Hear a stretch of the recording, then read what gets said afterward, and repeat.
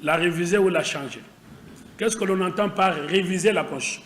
Le coordonnateur de l'ONG État des droits en marche, Maître Oscar Moubiaï, a organisé une journée de réflexion dénommée Demain, la 4e République, la Constitution du 18 février entre le passé et l'avenir, le week-end dernier au centre CEPAS dans la commune de La Gombe. Maître Oscar Moubiaï est revenu ici sur la problématique du changement de la Constitution lancée par le président de la République, Félix Tshisekedi.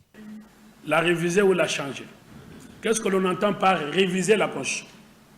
Réviser la Constitution, c'est dire tout simplement changer, amender quelques articles de la Constitution ou quelques dispositions constitutionnelles. Ça veut dire qu'on garde la même Constitution, mais on adapte quelques articles. Et ce que l'on appelle révision dans notre pays, comme dans beaucoup d'autres pays, on peut aussi parler d'amendement, comme aux États-Unis. Et donc, la révision ne semble pas poser problème. Et d'ailleurs, notre pays a connu, depuis que la Constitution existe, le 18 février 2011, notre pays a connu sa première révision en 2011.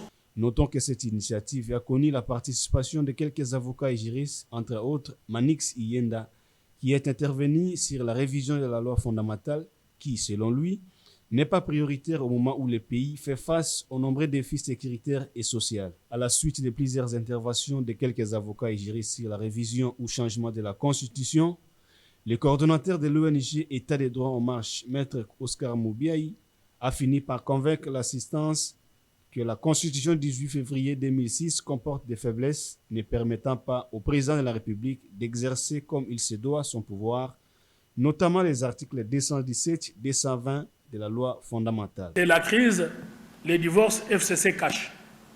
Et tout le monde a connu les conflits entre le Premier ministre Ilou Kamba et le président Tshisekedi. Pourquoi il y a eu cette crise?